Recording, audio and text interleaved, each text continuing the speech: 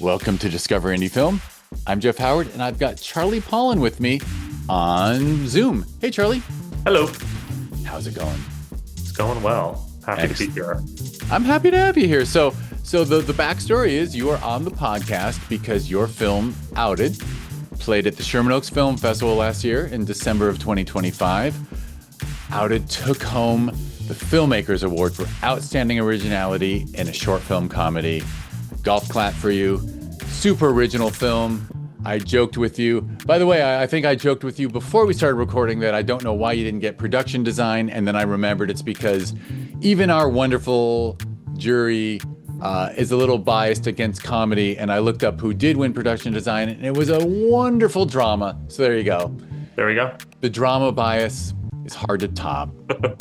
But at least people acknowledge the wonderful originality of your film Outed. Thank you, yes. People can check out Outed right now. It's actually available online. We'll have a link to it. It's being hosted on a basically a YouTube channel called Short Frame. Short Frame. Yeah, and people should watch the film. It's funny, smart, original, everything that people claim they want from cinema, right? Yes, I hope. Yeah, you haven't seen it before, I'll tell you that. No, it's fun.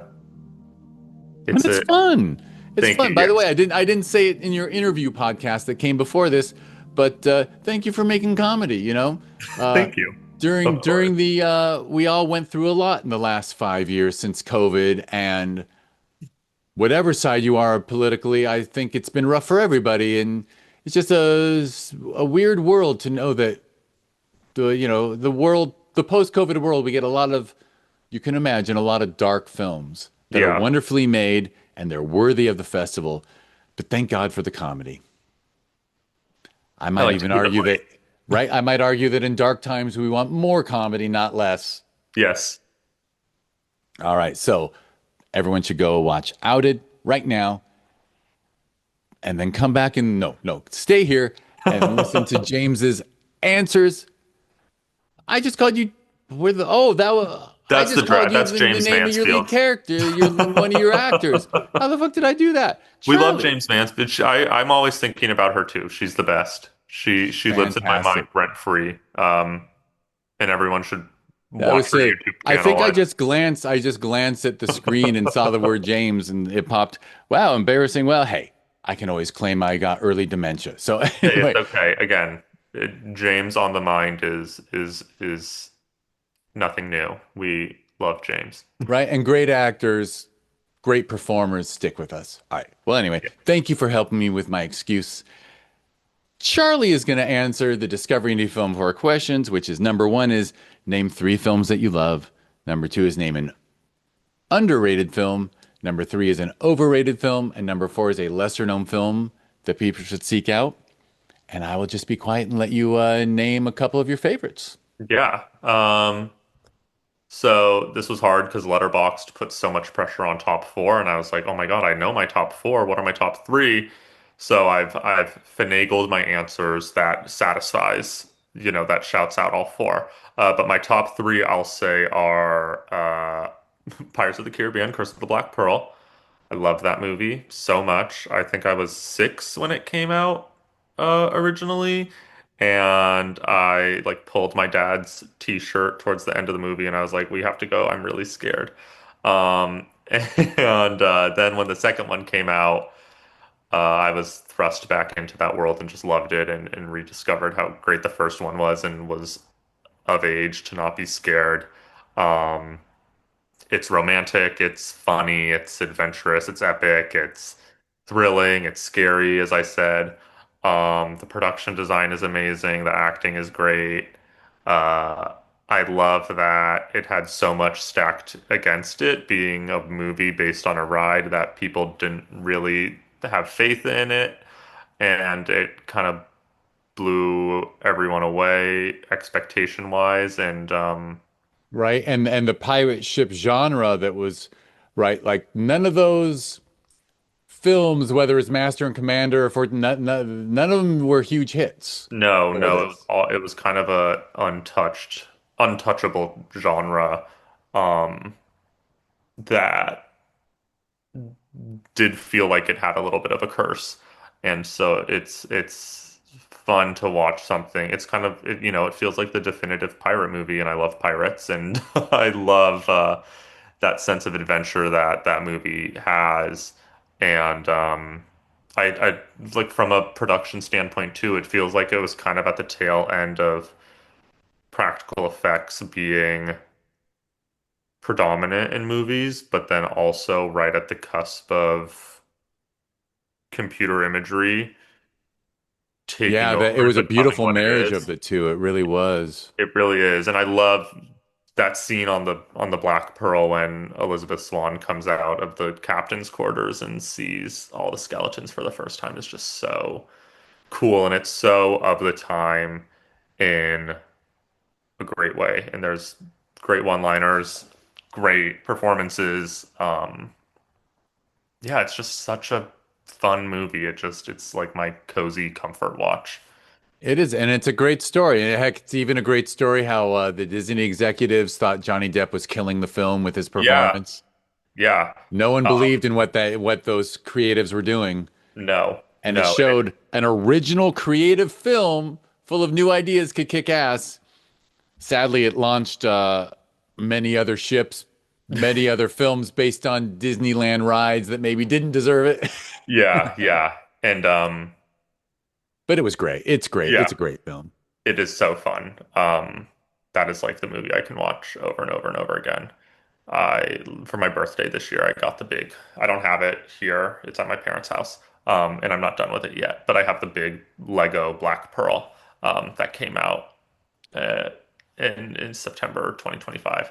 Um, Oddly enough, I should just wait till we're not recording anymore, but we have a prop from the film allegedly in our house. oh my We were God. buying artwork from someone through Craigslist many, many years ago, Hmm. and we were kind of paying a lot, but it was a special piece, and the guy was a huge memorabilia collector. Like he had the full-size endoskeleton Terminator thing in his Oh living my room and gosh. whatnot. And then there was this wooden post, and we were looking at it, and he goes, "That was from the Black Pearl. If you want it." And I was like, "I have no idea if you're telling the truth. If it were real, you probably wouldn't be giving it away." But he gave it to us, and it's actually in our living room. That is so neat. I love that. Yeah, I know. I don't know where the original. I think it was built on like a some kind of probably somewhere in Central Europe or something, right? Like, yeah. Who knows? yeah, uh, yeah, no idea. All right, Love well, you get good two piece more of films history. you can name. I was going to say you can name your top four if you want it. I journaled about this kind of, so I'm gonna stick with how I No rewrites. know. Number two would be Once Upon a Time in Hollywood. I wouldn't say it was when I first saw it, I loved it and was blown away. Um, but I didn't leave thinking like, oh my God, that's one of my favorite movies I've ever seen. But then it really just stuck with me. When I was in seventh grade, my uncle and aunt and cousins were visiting, and my dad booked this Hollywood tour called the Dearly Departed Tour, and it takes you to all the LA sites of horrible tragedies and murders. And that's when I first learned about the Manson family and kind of became enamored with it. And seeing Once Upon a Time in Hollywood, I love that movie because it is so much about the love of movies and also of LA. And I love mid-century modern aesthetics and design and fashion and cars and everything. Um, and the ending is just the funniest thing I've ever seen.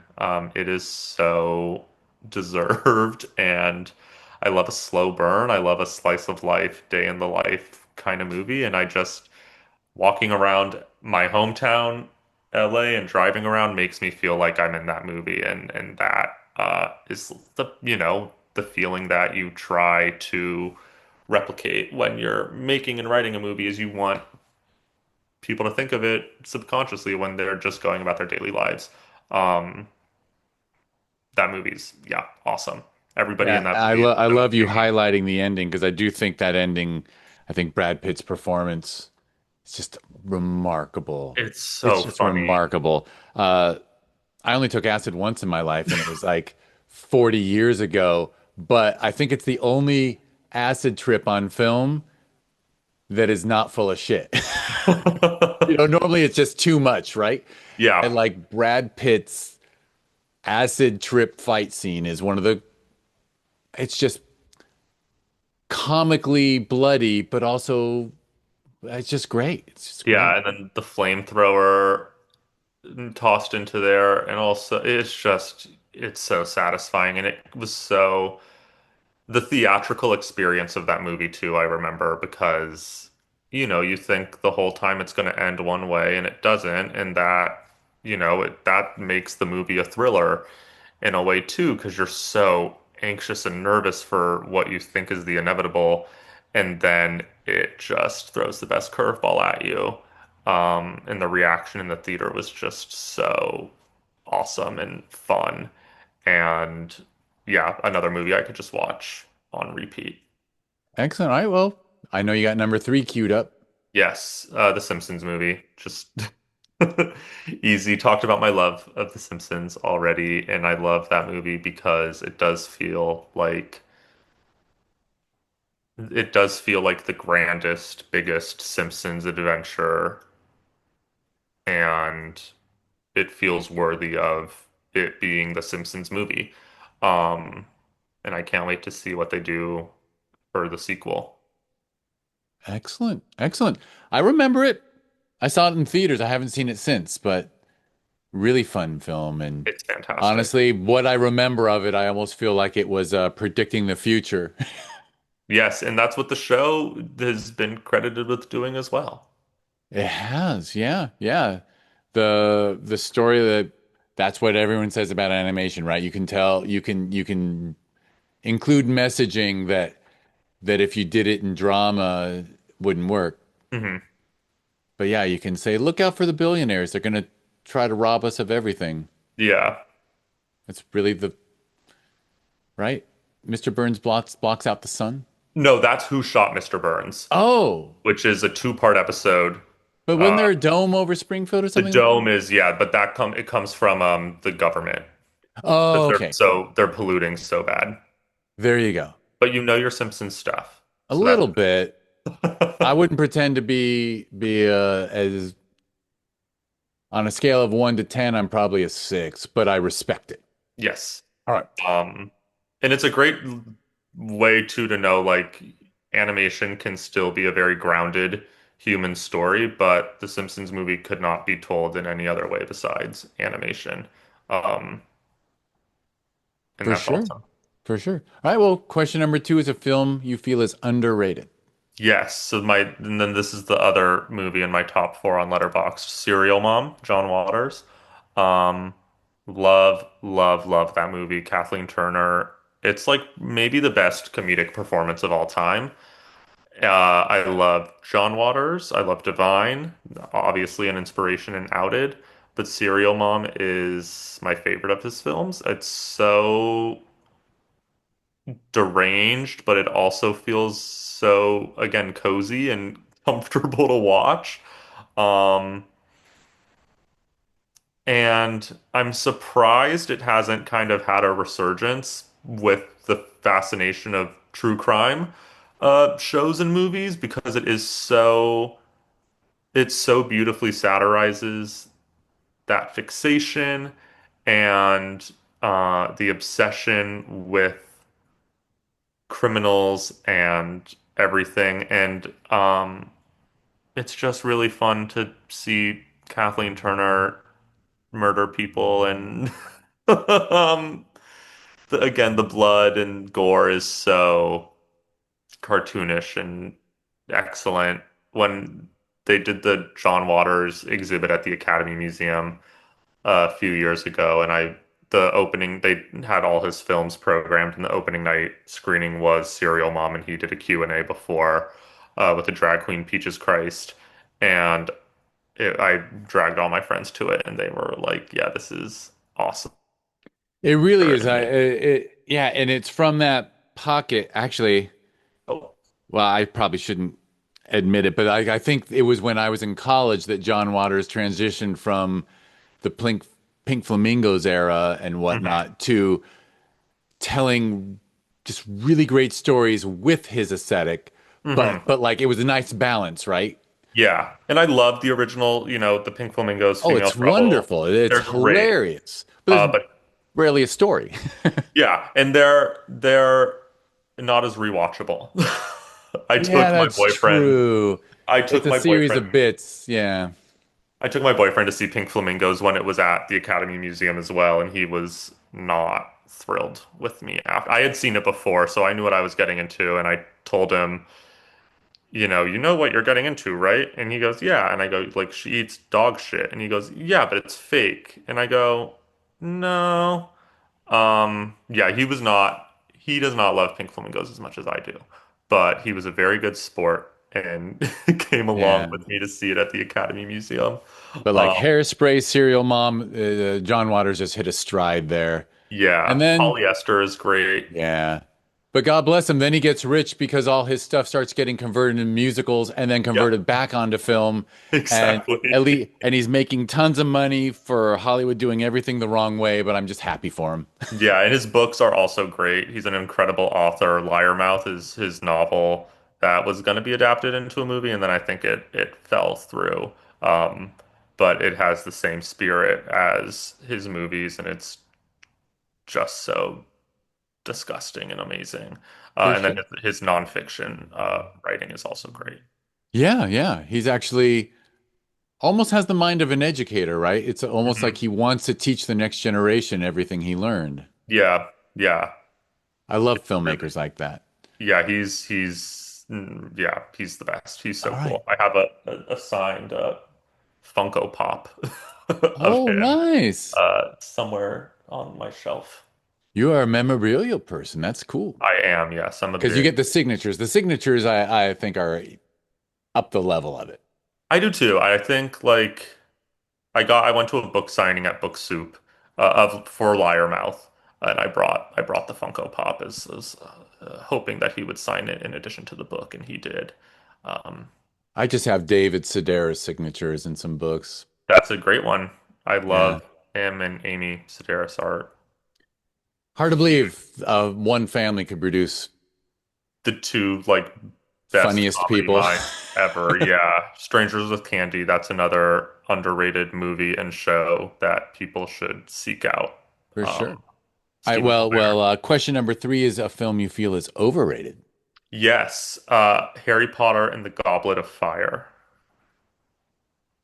I Specifically that one. Is that the one with the goblet is that's the big tournament? The tournament, yeah, the Triwizard Tournament. The book and movie I think are both overrated. When people like do their rankings, I find Goblet of Fire comes towards the top, and I just really disagree with that. I think it's very frustrating that they're just kind of like when Harry's name comes out of the cup, they're like, "Oh, this is how it is. We can't really do anything about it." And it like what did they think was gonna happen? It has such cool moments, maybe some of the coolest moments in the franchise, but the thread of oh, his name came out of the cup. We can't, there's magic. We can't do anything about it. It's like someone used magic to make his name and put his name in the cup in the first. Like they just don't.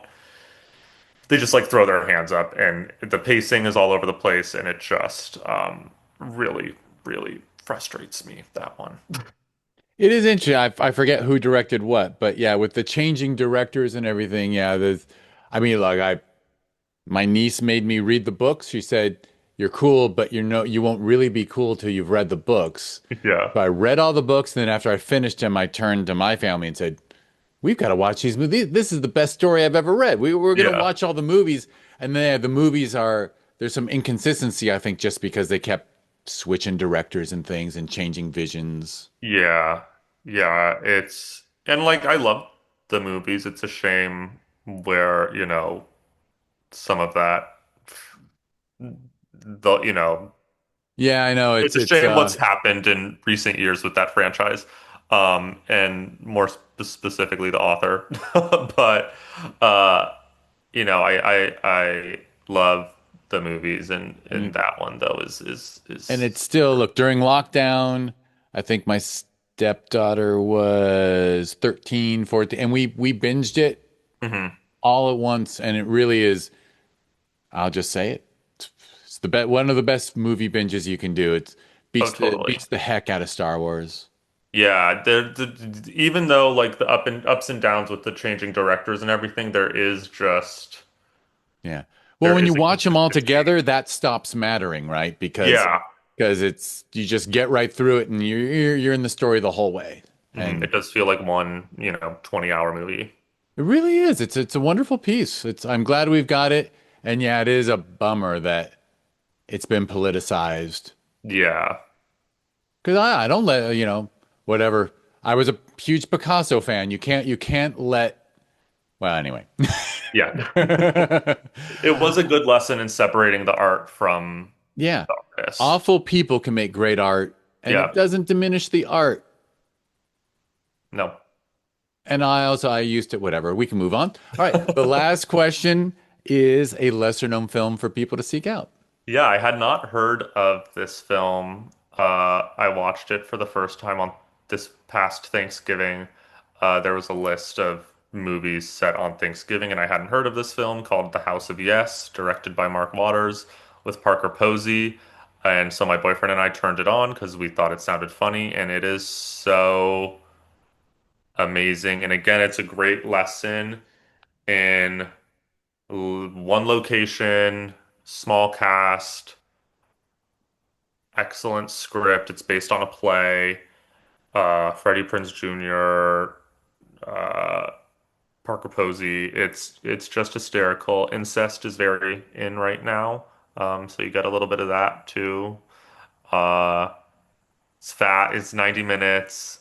It's hilarious. Great performances. Great production design, script, directing, acting.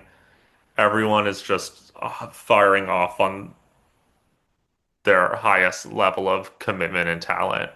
And I am shocked I had not heard of that movie until that I saw that list. And it is hysterical. And Parker Posey, the year after White Lotus, it was kind of, I was wanting to see more of her work. And this felt like it fell under the radar in her filmography. Um, and she just has an all-time performance in it. And I really, yeah, could not recommend that movie enough. It's so twisted and funny and specific and lived in and great.